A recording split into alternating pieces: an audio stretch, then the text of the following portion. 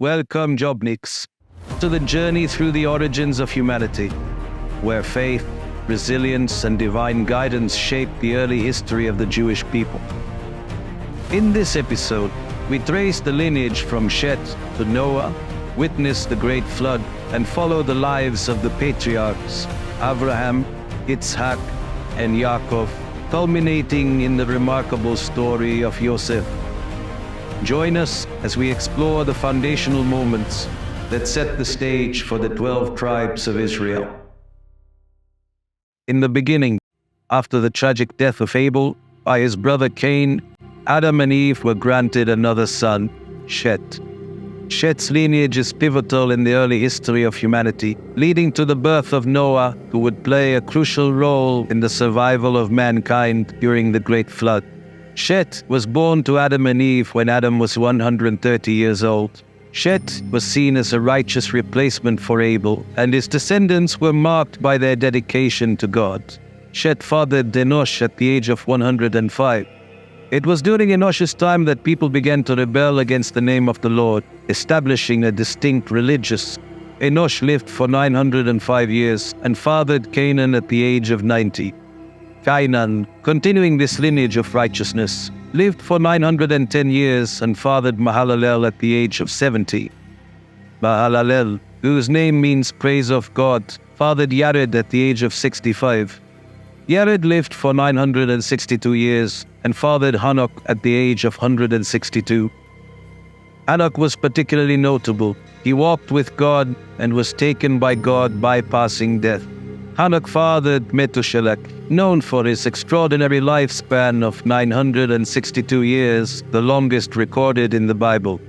Methuselah fathered Lamech at the age of 187. Lamech lived 777 years, a number symbolizing completeness and divine perfection.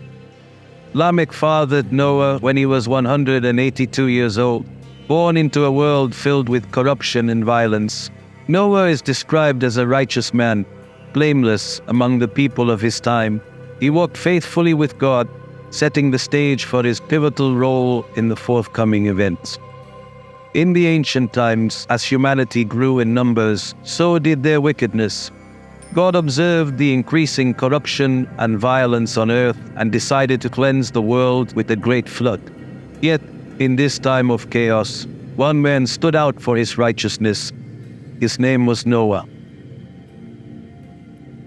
God commanded Noah to build an ark from gopher wood, specifying its dimensions to be 300 cubits in length, 50 cubits in width, and 30 cubits in height. The ark was to have a roof, compartments inside, and was to be covered inside and out with pitch. Noah was to bring his family and 2 of every kind of living creature into the ark to preserve life. Noah, at 600 years old, obeyed God's command. He gathered his wife, his sons Shem, Ham, and Japheth, and their wives. God instructed Noah to take 7 pairs of every clean animal and 1 pair of every unclean animal, along with enough food for all. The rain began on the 17th day of the 2nd month, and it rained for 40 days and 40 nights, covering even the highest mountains. The deluge destroyed all living beings on the land. Only Noah, his family, and the creatures aboard the ark were spared. The waters surged on the earth for 150 days before they began to recede. Eventually, the ark came to rest on the mountains of Ararat. After the rain stopped, Noah first sent out a raven and then a dove to see if the waters had receded. The dove returned with an olive leaf, signaling that the earth was beginning to dry. Upon God's command, Noah and his family finally left the ark after a year, and he built an altar to offer sacrifices to God. God established a covenant with Noah, promising never to destroy the earth with a flood again. The rainbow served as a sign of this covenant, a reminder of God's mercy and the new beginning for humanity. After the great flood, Noah's 3 sons, Shem, Ham, and Japheth, repopulated the earth. Each son became the ancestor of various nations and peoples, shaping the post-flood world. Among these, Shem's lineage holds particular significance, as it leads to the birth of the Jewish nation. Shem, the eldest son of Noah, fathered several nations, including the Elamites, Assyrians, Arphaxadites, Lydians, and Arameans. His descendants spread across the Middle East, forming the backbone of many Semitic peoples. From Shem's line came Arphaxad, who fathered Shelah, and Shelah fathered Ever. Ever's descendants, Peleg and Yoktan, continued to expand and settle in various regions. Ever is notable for being the ancestor from whom the term Hebrew is derived. Ham's descendants, including Cush, Mitzrayim, Put, and Canaan, spread primarily across Africa and parts of the Middle East. The Cushites settled in areas known today as Sudan and Ethiopia. Mitzrayim's descendants became the Egyptians, while Canaan's offspring occupied the land that would later become Israel and Lebanon, including the Sidonians, Hittites, and Jebusites. Yefet's lineage included Gomer, Magog, Madai, Yavan, Tubal, Meshech, and Tiras. These groups settled in regions spanning Europe and Asia, from the Black Sea to Greece and beyond. Gomer's descendants are associated with the Cimmerians, and later the Germans and Celts, while Yavan is linked to the Ionians or ancient Greeks. Shem's line is particularly significant for the Jewish people. Arphaxad, Shem's son, is the forefather of Ever, from whom the Hebrews are named. From Ever came Peleg, whose lineage would eventually lead to Abraham, the patriarch of the Jewish nation. This connection underscores the importance of Shem's descendants in the biblical narrative and Jewish history. In this era, three patriarchs stand out as the foundational figures of the Jewish faith: Abraham, Yitzhak, and Yaakov. Their lives and actions laid the groundwork for the development of the Jewish people and their relationship with God. Abraham, originally named Avram, was called by God to leave his homeland in Haran and journey to a land that God would show him. God promised to make Avram into a great nation, bless him, and make his name great. Avram obeyed, and with his wife Sarai and nephew Lot, he traveled to the land of Canaan. In Canaan, Avram faced several challenges, including a famine that forced him to Egypt, where he had to protect Sarai by claiming she was his sister. Upon returning to Canaan, Avram and Lot separated due to disputes among their herdsmen.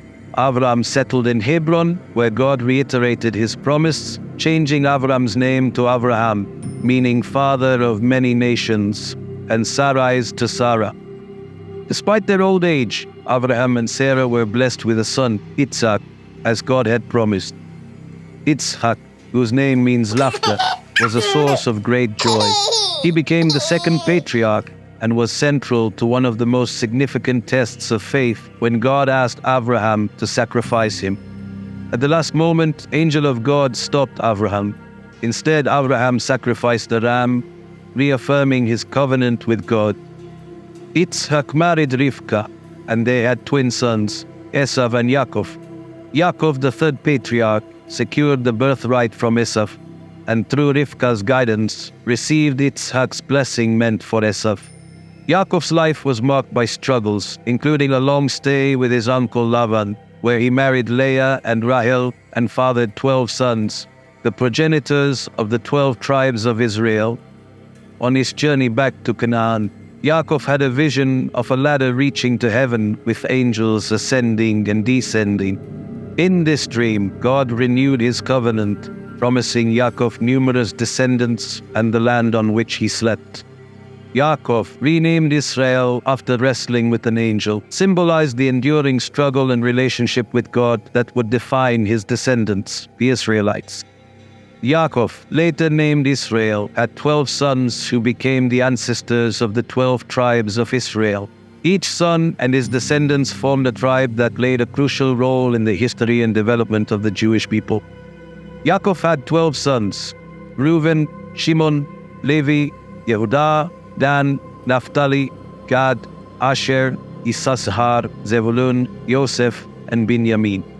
Each of these sons became the patriarchs of the 12 tribes of Israel, which would later form the nation of Israel. Yosef, the 11th son of Yaakov and the first son of Rahel, was favored by his father. Yaakov's favoritism, symbolized by the gift of a striped coat, caused great jealousy among Joseph's brothers. This envy led them to sell Joseph into slavery, telling their father he was dead. Joseph's journey from a slave to the viceroy of Egypt is one of resilience and divine providence. In Egypt, Joseph interpreted Pharaoh's dreams, predicting 7 years of abundance followed by 7 years of famine. His wisdom earned him the position of viceroy, overseeing the storage of grain during the years of plenty and its distribution during the famine. When the famine struck, Yaakov sent his sons to Egypt to buy grain. Unbeknownst to them, they stood before Joseph. After testing their characters, Joseph revealed his identity, forgiving them and inviting Yaakov and his entire family to live in Egypt. This reunion ensured the survival of Yaakov's lineage. Before his death, Joseph made his brothers swear to take his bones back to Canaan, a promise fulfilled by Moshe during the Exodus. Joseph's leadership and forgiveness set a foundation for the unity and resilience of the Jewish people. In this episode, we've journeyed from the lineage of Shett to the formation of the 12 tribes of Israel through the lives of the patriarchs Abraham, Yitzhak, and Yaakov, and the remarkable story of Joseph. These foundational stories set the stage for the future development of the Jewish people, highlighting themes of faith, perseverance, and divine guidance. In the next episode, we will continue to explore the rich history of the Jewish people in the Exodus.